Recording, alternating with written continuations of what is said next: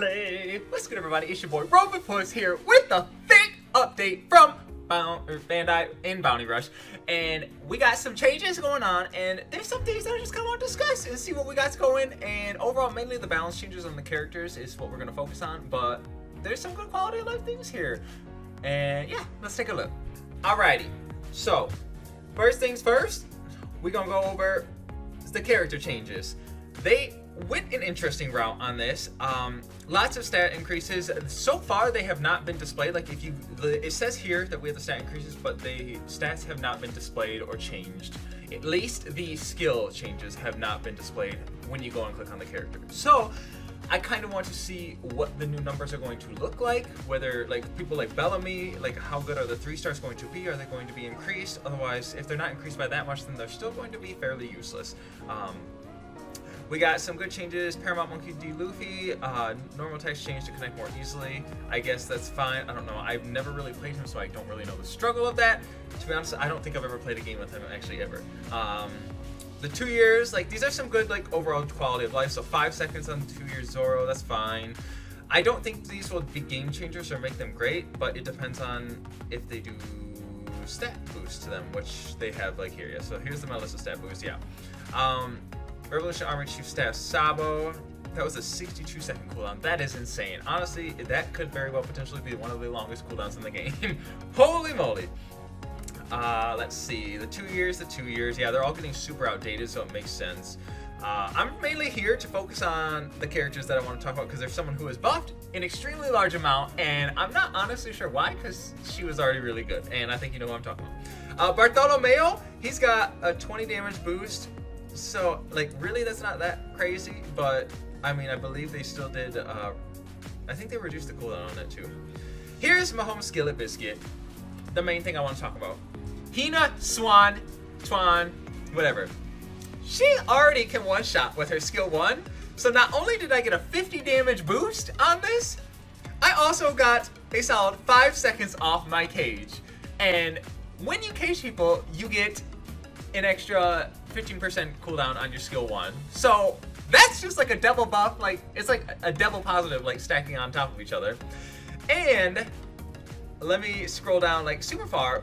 This little note right here, I don't know if very many people are noticing this, but this will be disgusting. When you get your cage, it goes from 3 to 4 seconds. That is so much longer of a time, and that helps Hina Swan so much more. I can't wait to try her out. I can't wait to see the buff. I'll do some coverage on her and see if I really notice it or feel that much of a difference. But that just feels insane. That just feels so pog, so amazing. I'm down. And it's crazy. The other thing, just because these are some people that I play and I mainly focus on, look at this Jinbei buff. It went from 10% to 30%. I've already looked at the character. This is how I know, because I went and looked at Jinbei's traits and it still says 10%. But like 20% bonus damage, like now, that's like a medal. Holy quacker moly. That's like way better than a medal. Oh my god, like Jinbei, I mean, he already can like one-shot, like if you're any red, he can generally one-shot you. Like even Blackbeard's, to be honest. If Blackbeard's on this treasure, probably not, but you can like one-shot Blackbeard, but obviously he has to revive. But if you get both parts of your water, if you're skill 1, your skill 2 probably won't fully one-shot, but you can do like 80% of his HP. The way I have him built. And you got some Bartholomew, you got some good fat stacks, you get like an extra 10% defense, that'll be spicy.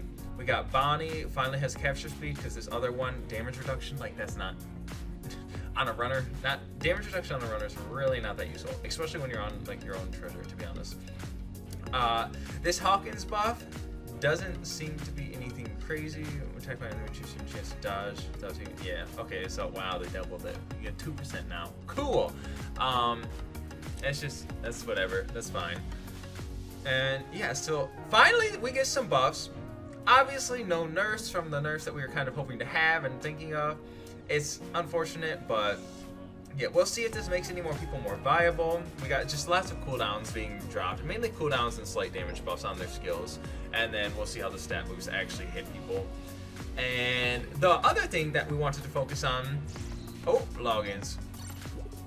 The other thing I want to focus on, if you are thinking about spending money, or if you are a person who spends like a very little amount of money, this like bonus rush like thing, this monthly thing, is probably the most bang for your buck you could like ever get. You get 150 gems in a month, so you go get that every day because you'll get 5 each day. And then now we're getting extra, whatever the little sword things are, battle points. You'll get extra battle points. And we finally get Bounty Rush things, or like Bounty Festival characters that we can upgrade. Like, holy guacamole. Honestly, this 4-star, like, this 10,000 points for one 4-star frag is probably, honestly, not really worth it. Like, it's just, no, it's just not. It just, unless you're spam playing and have an overly large, abundant amount and have nothing else to spend it on, just put it on your Bounty Fest characters.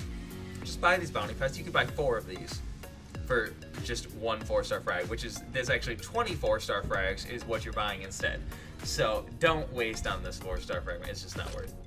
If that was 10,000 for like 5, I guess maybe it'd be a little more worth, but no, just pay attention to that number. But look, oh, I'm gonna be able to get Max Jealous Max and even Chat. Ah, yes! And then we go, we pug. Oh, okay. So I just, when I saw this, oh, I had a heart attack. And that's if you're a semi-whale. I mean, if you're still free to play, then I guess you're kind of screwed still, or nothing really changes that much besides the bulk of the characters. But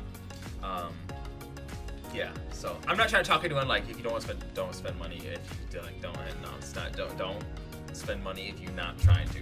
You can get by just fine without spending that. That's just like they're just rewarding the whales a little more, which is fair in all honesty, I guess. Like if you're a whale, I don't know.